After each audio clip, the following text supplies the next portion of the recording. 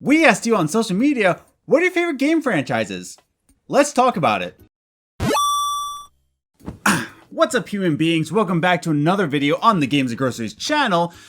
We are replacing the whole commentary videos with this, where I ask you a question on Twitter and Instagram, question of the week, because the whole point of this whole YouTube channel podcast is to build a community, so we want to bring the conversation to you, the community. Like I said before, I put out an image. I will be putting out images on Twitter and Instagram, a question of the week, and from there you can answer it. We usually film these on Sundays so that we can release it on Wednesdays. So you have Friday into Sunday just to answer the question, but we got some good responses. And the question of the week was, what is your favorite game franchise and why? So starting out simple here. We want to get into your answers. We'll get into our answers in a bit, but let's start with you guys. Let's first go to Instagram. So our first response was from Nick DiPaolo, and his favorite game was Metal Gear when it was grounded.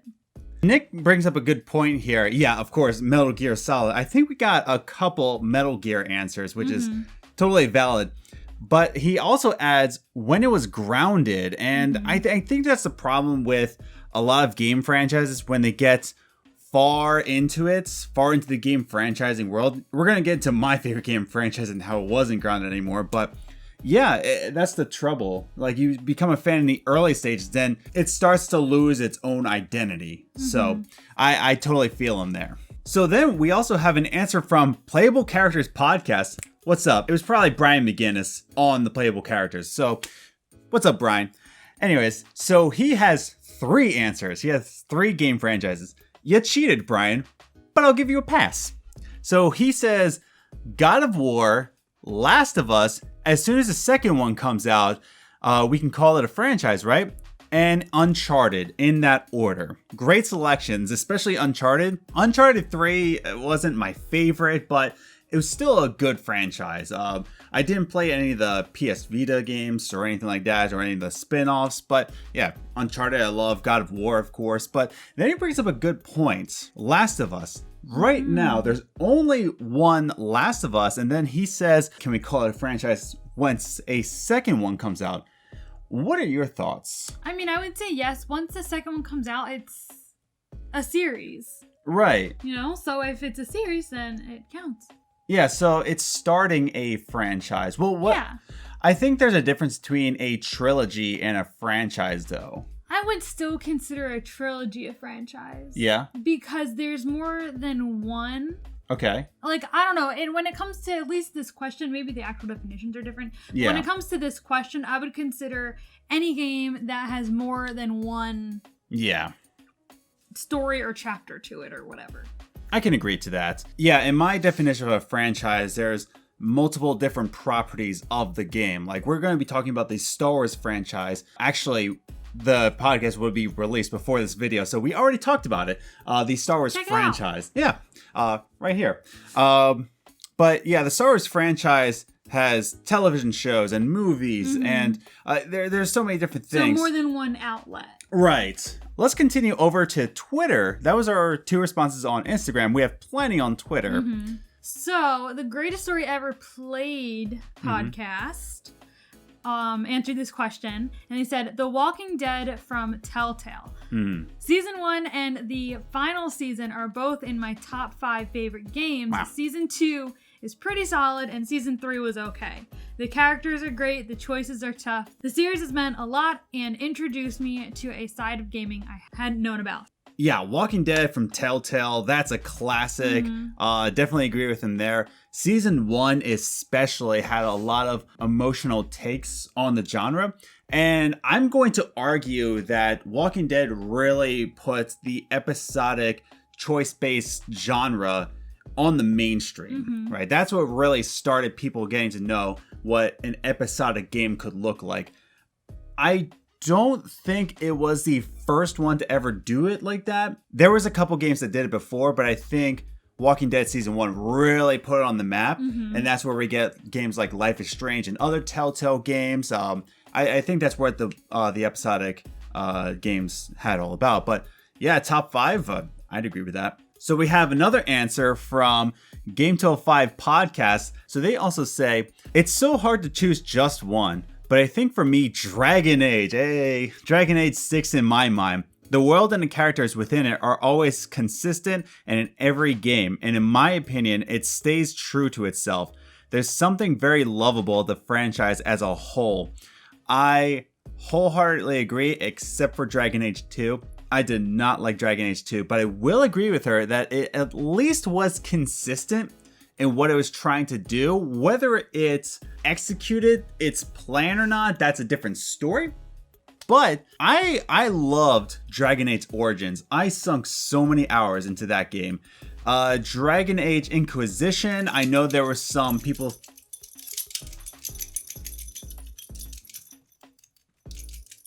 I know Dragon Age Inquisition had some people thinking that, oh, this isn't the best game ever. I didn't have too many problems with it. It was really Dragon Age 2 that kind of, took me out of it. So our next answer comes from Andrew Orsi, and he has two parts of his. First part was, this is a stressful question. What if the other franchises get mad at me? That's a good point, Andrew. Don't worry. I don't think they will mind. Yeah. But then he goes on to say, but okay, fine. I think I have to go Fire Emblem in a shocking twist for myself. I was leaning Final Fantasy, but it's just that I have strong love for a few specific games in there. With Fire Emblem, it's tactics, which is my fave, along with strong story and lots of character development. Which I have to agree with. Strong character development is very big when it comes to certain games. Yeah. So I would probably have to agree with that. Final Fantasy, I'm sure, is a lot of people's favorite franchises. Oh, yeah. But there's just so many in the work, or there's so many within that franchise. It's kind of hard to keep up with it and to catch up with. It's kind of like asking yourself, like, am I going to play every single Kingdom Hearts game? But trying to keep up with Final Fantasy and Kingdom Hearts, it's just like, there's so many games to play. But Fire Emblem, I haven't really played with that game too often. We're not really JRPG kind of people, but I can appreciate it. And that's the thing, character development and tactics within the game, that's the fun factor. That's what gets you involved in that sort of franchise. So yeah, good choices, Andrew. This answer from Nikki, who is a longtime fan to the podcast. Shout out to Nikki. What's up? Actually, at Commander Nikki. So Nikki has this to say. My first thought was Mass Effect, because ever since Star Wars, I love space adventures. The next one was Assassin's Creed, because it's really cool and interesting seeing all those different times. But my real favorite will be Pokemon. I've had every game since Fire Red and had so much fun with it and many fun memories. I wholeheartedly agree with that one too. Oh yeah. Pokemon is just such a big franchise as well. So to say that, oh, play all the Pokemon games, that's a lot to take in, but it's so well worth it. And I feel like if you're a gamer, you've had some sort of interaction with Pokemon in the past, right? Yeah. I'm sure you've played Pokemon. I had Pokemon Snap on my Nintendo 64. It's my favorite game to play, and I was terrible at it. Mr. Matty Plays once said that Pokemon Snap is a joke of a game, and so I cut ties with it. No, I'm just kidding.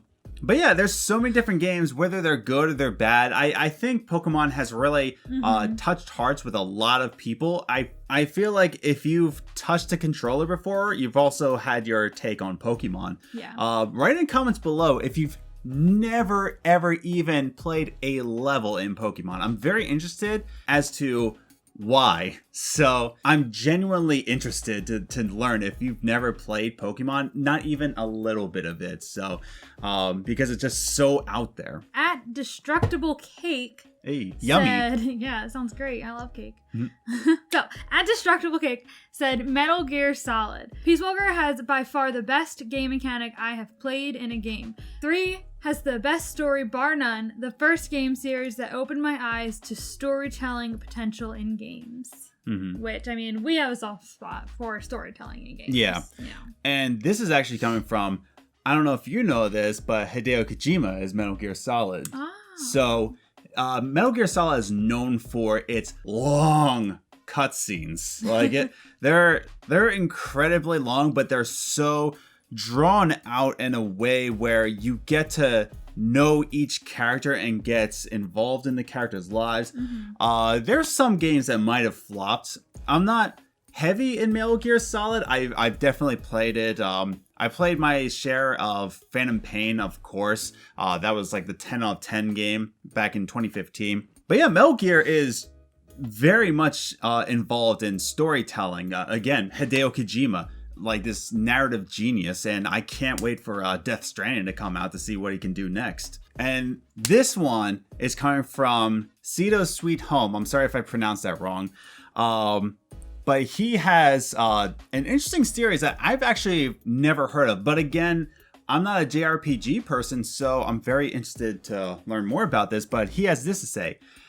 I have to say the Suikoden series, my favorite entry is Suikoden 3. Why? The atmosphere, the characters, the story was beautiful. A lot of people didn't like 3 because it had 3 protagonists, technically 4, and there was no voice acting, which you can appreciate without voice acting. But 3 was a gem.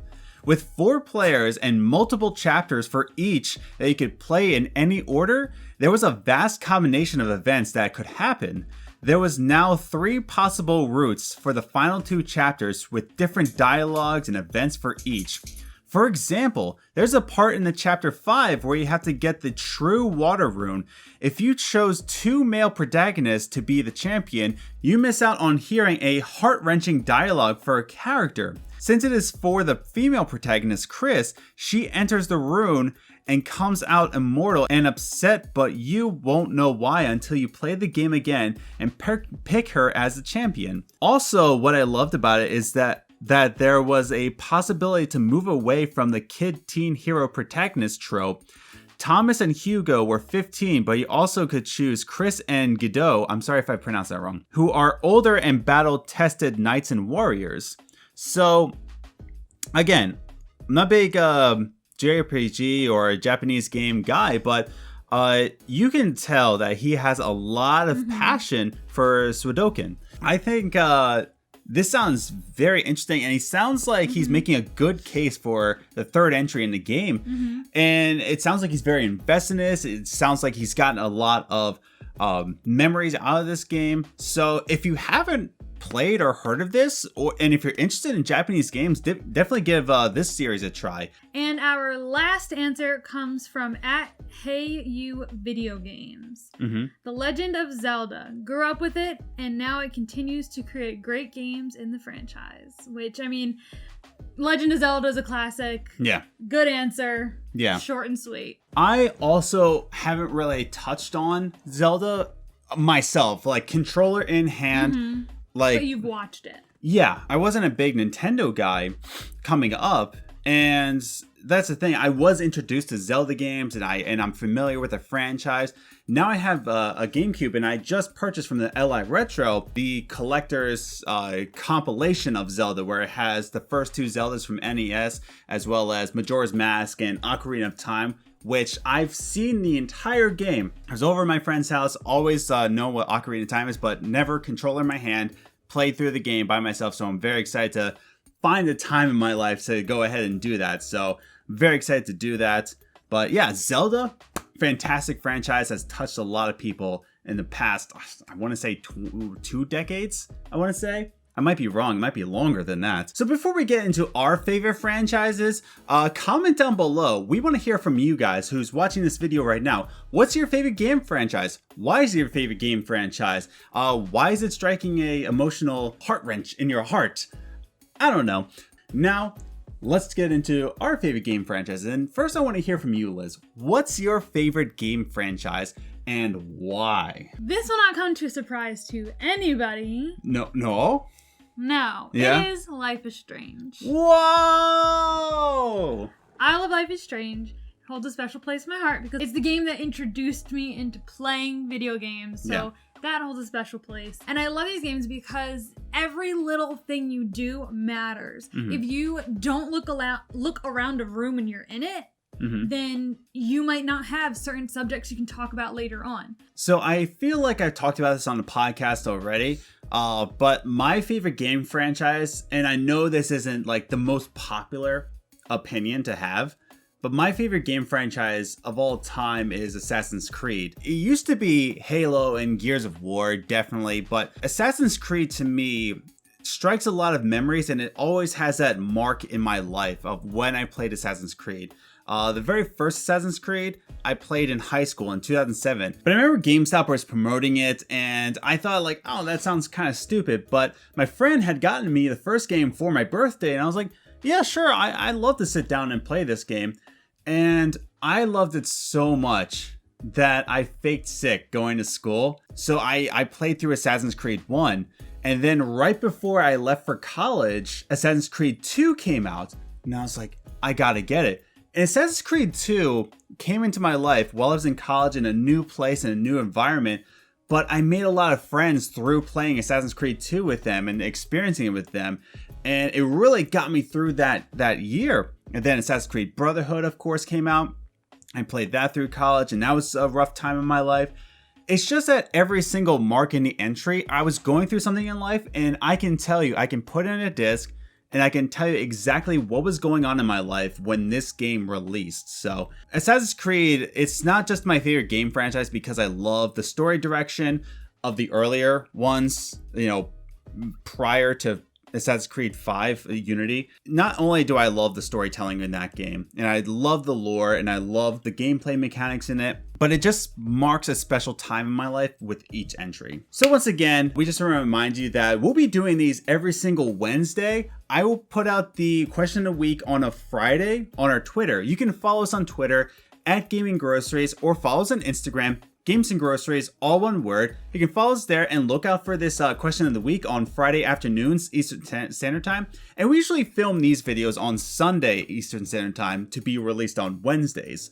So if you want to answer these questions, if you want to be featured in this video, definitely answer our question, and we'll do our best to put you in this video. Admittedly, if we get like 50 answers, some might need to be cut depending on how many we get. Right. So, but we'll do our best to put your answer into the video, so definitely follow us there. Don't forget to like and share if you enjoyed this video, and we would very much appreciate it if you could subscribe and ring the bell so that you get told when we release new videos. We release this type of video every week. We also have the podcast and our Let's Plays, so you definitely want notifications for when all of that comes out. Thank you so much for watching, and have a great day. See you later. Bye.